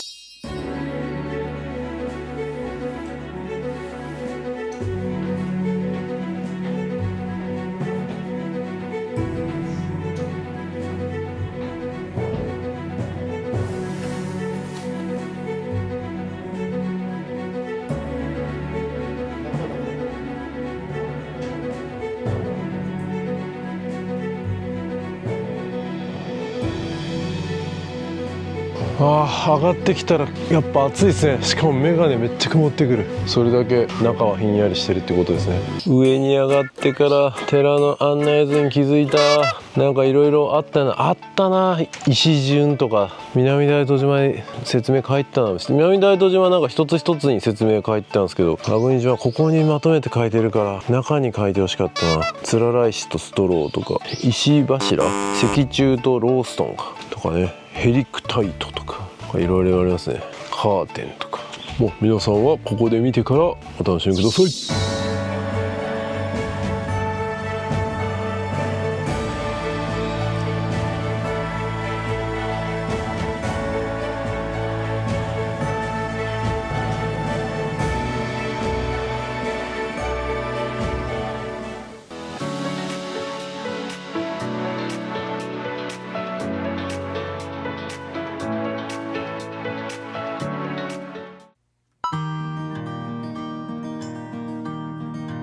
はい、今ですね、集会所、首里福原集会所というところに車を止めて、ここですね、この集落の本当に中、カメラスポットの近くにあるみたいなんで、ここ止めてみます。でこの辺適当にちょっと歩きたいと思います。この辺いろいろあるんで、この辺もちょっと歩きたいですけどね、こう歩いてこう行って戻ってくるみたいな感じにしましょうかね。どんな感じか、もうなんか車走らせてるだけでもね結構見応えある感じなんで。でさっき言ったのがここですね、寺からこう戻ってきてこういう感じですね。それでちょっとお昼ご飯までお腹すかしたいと思います。天気は微妙ですけど、街歩きは問題ないでしょう。よし、西込大正池みたいな感じで書いてるんで、大正池の方行ってみたいと思います。なかなかもうすでに見応えあるな。これまたもう多分これ空き家だと思うんですけどね、もう結構瓦礫が積まれてるんですけど、そんなところにもこのシーサーは残ってるっていうね、これがまた味があるな。で昨日ね飲んでる時に話したことでもやっぱこう、沖縄の離島一空き家が多いみたいなこと言ってたかな。やっぱ中にいろいろ備えてるものがあったりとかして、それを潰したくないからって言って手放せないみたいな。ここも空き家でしょう。ここも空き家でしょう。空き家の上にまだこんな貝殻とかね上に置いてあって、サンゴ、いやまだまだ使えそうですけどね。でもこれも放っておけば放っておくほどどんどん朽ちていくでしょうからね。家っていうのは人が住まないとどんどん悪くなるって言いますからね。ナビの家、ロケ地、さっきの大正池どこやねん。こんな遠かったっけ。ここも空き家っすね。マジで空き家多いな。おにゃんこいるじゃないですか。おい待て。大丈夫。おいで。何もあげるもんないけど。めっちゃ警戒してるやん。立ち上がったら逃げそうやな。立ち上がってみます。これはちょっとこの中には入れない。私には入ることができない。横から覗くしかない。向こうにもいるやん。1、2、3、4、5、6、7匹もいる。ここはもう猫の家になってたということか。侵略したんすね。大丈夫よ。別に奪い返そうとしてるわけじゃないからな。よく見たら6匹でしたね。奥にいるなんか丸まってる猫が2匹いるように見えた。いやーこれ散歩するだけでも気持ちいいな。いろんなこと考えさせられるし、にゃんこにも出会えるし。ここは空き地やな。ここも空き家っぽいな。これが福木屋敷林で、福木並木ってのは台風から身を守るためみたいな木ですよね。どこに進んでいいんかわからんな。もうすでに道に迷いました。いやーすごいな。これも空き家かな。びっくりした。ヘビかと思った。ハブもいるからな、気をつけ。ここはなんかテントで暮らしてる人がいる。マジかよ。屋根がもう台風とかで崩れてるからテントで生活してんの。すごい。世の中にはいろんな人がいるな。花も美しい。そしてなんかこちら側には何かの入り口があるけどもう入れない。びっくりした。人がいた。じゃあすごい。この木もすごいな。でかっ。これも素晴らしいな。普通だったら観光スポットにすらなり得る。移住いいな。毎日歩くだけでも気持ちいい。何これ、パパイヤ。何かが鳴ってる。移住したらこれも食べ放題なのかな。生活費がほとんどかからないって言ってたもんだけど、佐々木さんももう島にいる時はなんだかんだでいろいろお裾分けもらったりとか、やっぱもう街に出ると、那覇ですね、沖縄那覇とかに出るとやっぱいろいろ余計なお金使っちゃうみたいなことを言ってましたね。はい、さっきの実が何なのか、これチャット GPT に聞きたいと思います。これね、写真をアップすると、これ何ですかって、この画像に売っているのはパパイヤの木ですって書いてある。写真のように緑色の未熟な状態で野菜として利用されることが多い。あれか、ソムダンみたいに使われるやんな。青パパイヤ、パパイヤイリチーなどに使われると。雨降ってきたけど、その雨すら気持ちいい。傘なんてもうささなくていい。誰が雨が降ったら傘を差す決めたんですか。それはただ髪の毛セットしてたりとか化粧が崩れてそれを見られるのは困るからみたいなね、その人間が作り出した世界に対応するために傘差してるだけでしょ。映画歌聞きた。うわすごい、なんかすごいのあるぞ。洞窟が現れる。でもさっきの話の続きですけど、別に傘ささなくてもいい、別に誰にどんな姿を見られてもいいと、そこまで悟りを開けば、雨なんて別に打たれればいい、気持ちいいと感じればいい、そんなことも教えてくれるんですね。っていうかすごい、これなんじゃこれ、これはやばい。お願い。あ、ここで歌木になってるんや。だから拝んだりする場所なんや。こんな中に拝むところがあるんや。うわ怖っ、すごい、こん中入っていけんの。うわ全然中見えへん。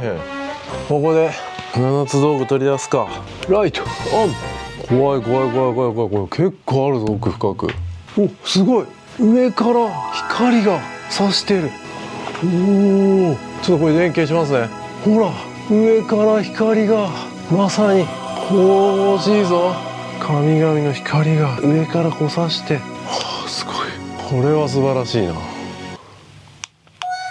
間違えました。ちょっとなんかピンクの光があってなんかムーディーな感じにしちゃいました。失礼しました。これでしたね。あぶね落とした。もう全体がムーディーになってしまった。でも神々しい光はそのまんま。さすが揺るぎない神様。神様の部分だけは全くこの色に誘惑されていない。僕たちもそんな心を持てということですね。そんなことも教えてくれるんですね。まさに旅立ちことをしです。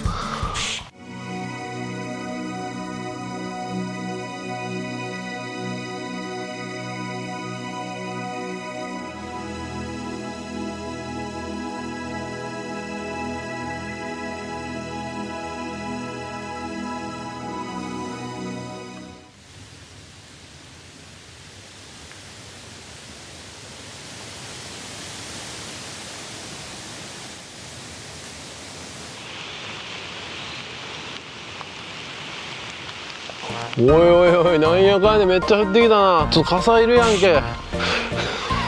本当にちょっと街歩きするだけでも50時間ぐらいの動画になりそうですね。ここもなんかすごいいろいろある。すごい神秘的な感じになって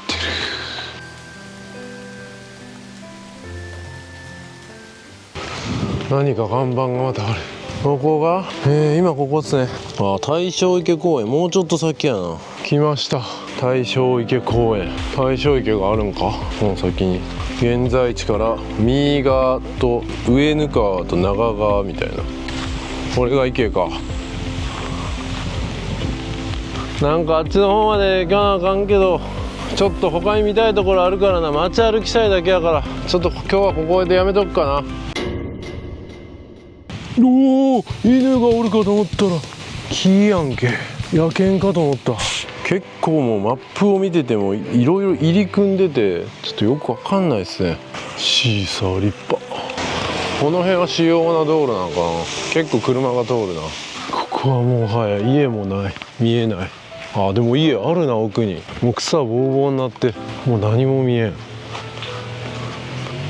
これもう家が埋もれてしまってるな、草みたいなんで。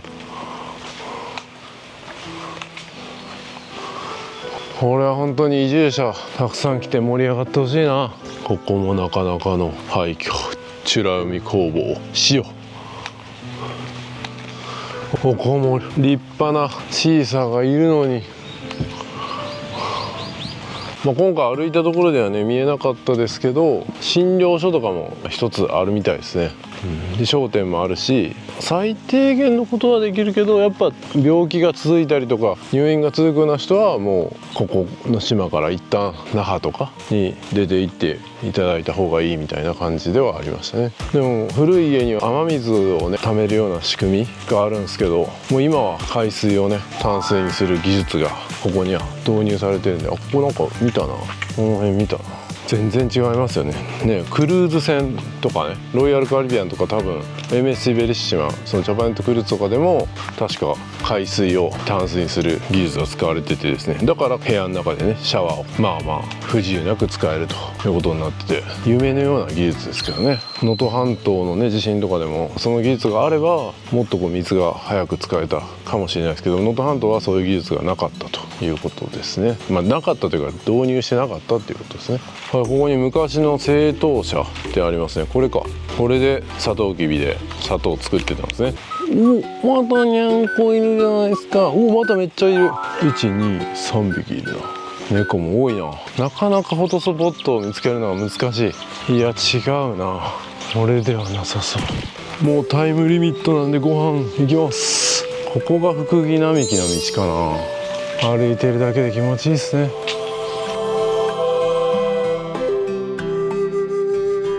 はい、この民宿寿さんで沖縄そば食べれるって聞いたんで食べようかなと思うんですけど、なんと売り切れですか。マジかよ。大変です。信じられん。さっきの寿さんのすぐ近くに特産品直売店飛び吉ってところがあって、ここでヤギの刺身とか食べれるっぽいんですよね。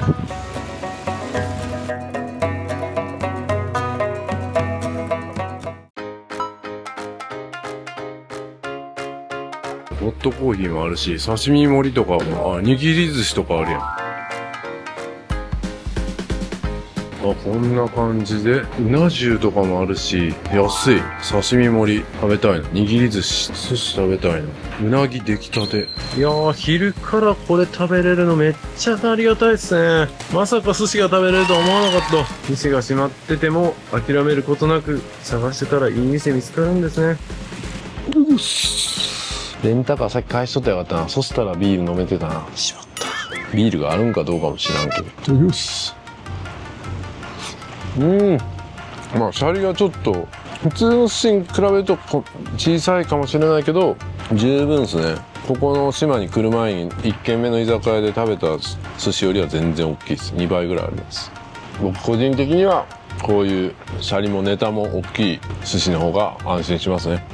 天ぷらもいただきましょう。船欠航とかちゃうな。こんにちは。こんにちは。こちらは令和6年度アンミソン地域おこし協力隊。看板に書いてたやつやね。ちゃんと窓を開けて聞いてる人もいた。じゃあもう中田でいただきます。うまいな。これ50円ですかね。80円やったら安い。午後6時30分からイカ。イカじゃねえよ。系統だよ。こっちがイカかな。イカもうまっ。あと20分しかない。あっという間に時間が過ぎるな。見どころいっぱいあるわ。おっちゃんが急に車ベタ付けでやってくる。そして鍵もかけず。いや本当にこういう飲食店一つ一つがね、都会とかだと儲かるかな儲からないかなの視点で飲食店やるかやらないかみたいなことをやる場合が多いと思うんですよ。でもこっちはそういう視点じゃないですね。やっぱりこう現場で働いてる方々が今多いので、その人たちにお腹いっぱいになってもらいたいとか、力のつくご飯食べていただきたいとか、そういう思いもあってやってるみたいな。昨日お昼ご飯食べたとか3月に終わるんで、4月からは観光局の方が食堂をやるみたいなね話もありましたけど、それもやっぱりご飯が食べれない人がいたら皆さん困るからやるんだと、儲かるからとかじゃないんですよ。それはねちょっといろいろ考えさせられますよね。なんかうなぎのお弁当とかもね用意してて、どこのうなぎですかって別に輸入のうなぎだから別にここのじゃないみたいな。でもやっぱ力つけてほしいみたいなね、現場の仕事の方々に勢力つけてもらわないといけないですからね。そういう気持ちがね、うなぎ弁当、しかも安い800円だったかな。これ東京でうなぎ弁当とか食べてどうなるんですか。2500円とか取られるボリュームでしたよ。そういうね、ありがたいですね。本来そうあるべきですね。それで喜んでもらえて、その喜んでいただく対価にお金がこう発生するみたいな、それがビジネスの基本ですよ。どんどん利益だけを考えずに僕も動画撮って皆さんに喜んでいただきたいなとより深く思いました。素晴らしいですね。そう、あの人ね、今でね、出てきて馬とかあ、馬飼ってるんですか。料理の先生してたから。先ほどいらっしゃった方はすごい方だったみたいです。僕も馬とか飼いたい人生やったな。競走馬の方ちゃいますよ。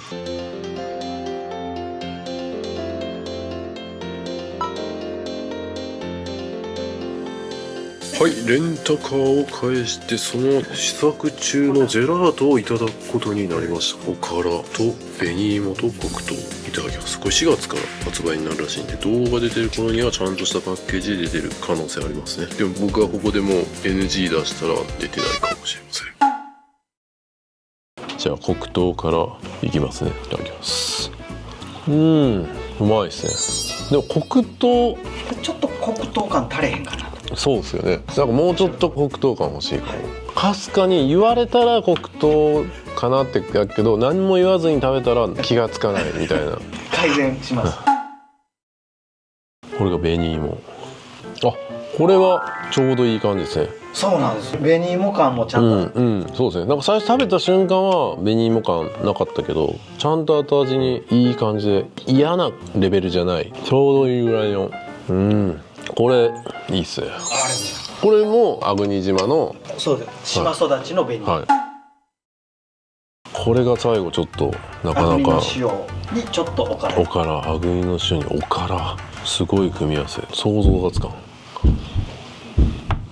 でもうまいっすねこれ。ちょっと塩感きついかなと思ったんですけど。いや、個人的には結構一番好きかも。そうか。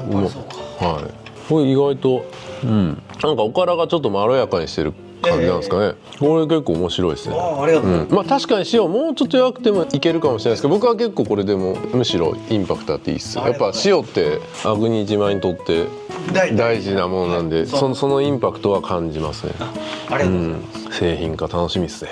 はい。ありがとう、送りますわ。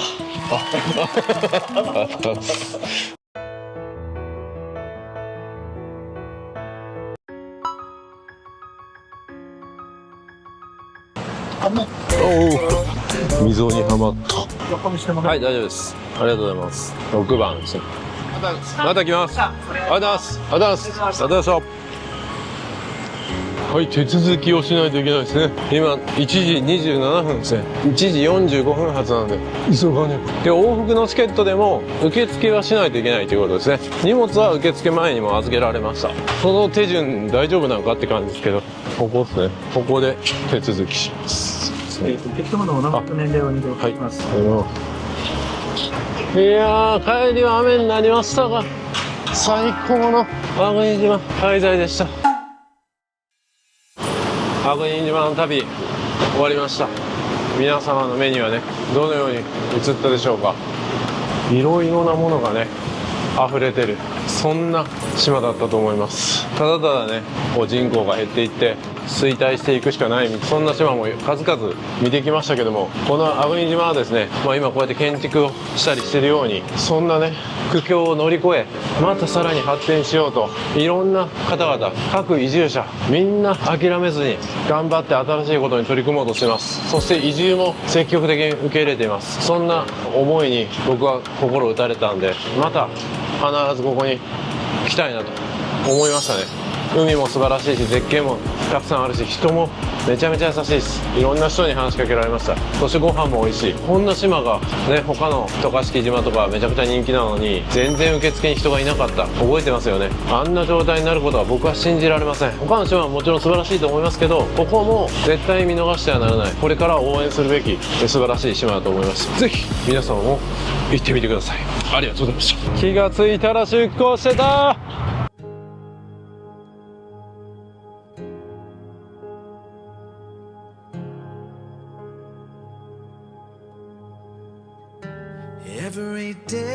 僕がこの島から離れるのに涙を流してるように雨も降ってきた。ありがとう粟国島。じゃあ粟国島や、粟国島って言ってもらった。ありがとう粟国島。最高でした。雨でのお別れですが、僕の気持ちはもう苦しくない。傘も差す必要なんてない。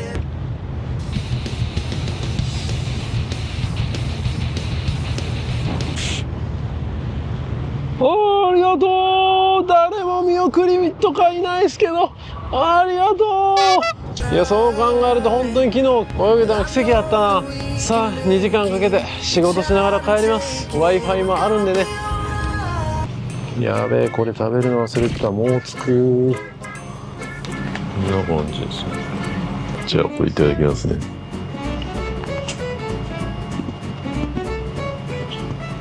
うまいやん。疲れが癒える。でも粟国島さんの黒糖を違う黒糖に変えられても僕は多分気づきますよ。だからパッケージ見ながら食べることをお勧めします。最高でした。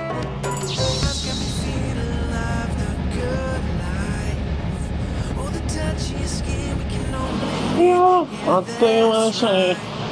ありがとう。なんかヤギも運ばれてるんかめっちゃ見え見え。あー、すごい。めっちゃ運ばれてる。ヤギ運ばれてる。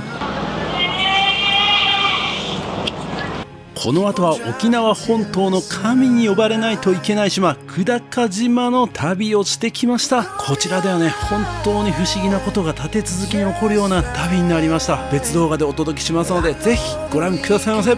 いかがでしたでしょうか。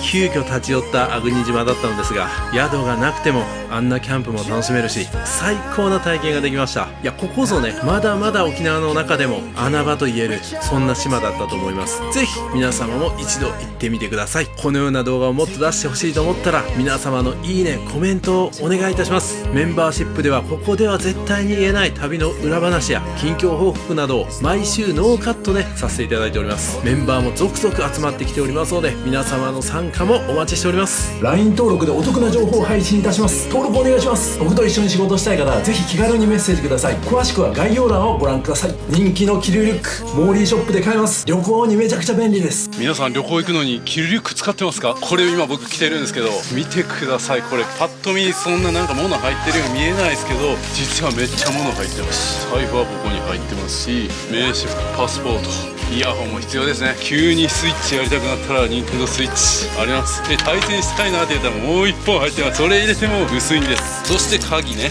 車の鍵つけたりとか財布だったりとかも入れることができます。財布何個入れんねんって話ですけどね。そして外側にももちろんポケットが2つついておりまして、除菌シートだったりとかも入れれますし、なんと後ろにですねペットボトルもですねこう入れることができるんですよ。これだけでもめっちゃ入れやんって思うけど、なんとこの後ろにですねパソコンまでで、これだけ物が入ったらもう旅行先でご飯食べに出かけよう、でもスイッチやりたいかもしれんし仕事ももしかしたら入るかもしれん、喉も渇くかもしれんみたいな、そんな心配性なあなたでも全部入れていけます。リュックとか背負ったらやっぱスリにあったり怖いじゃないですか。キルリュック旅行する人には絶対必須です。旅は自己投資。キルリュックベストの新作キルリュック2も出ました。ここにはポケット追加されまして、さらにサイドファスナーだったりとか隠しポケットも追加になってめちゃくちゃパワーアップしてます。肩幅も細くなって女性の方でも着やすくなってます。ブラックとネイビーどちらか好きな方をどうぞ。旅は自己投資。僕のことをもっと知りたい方はサブチャンネルもチェックをお願いいたします。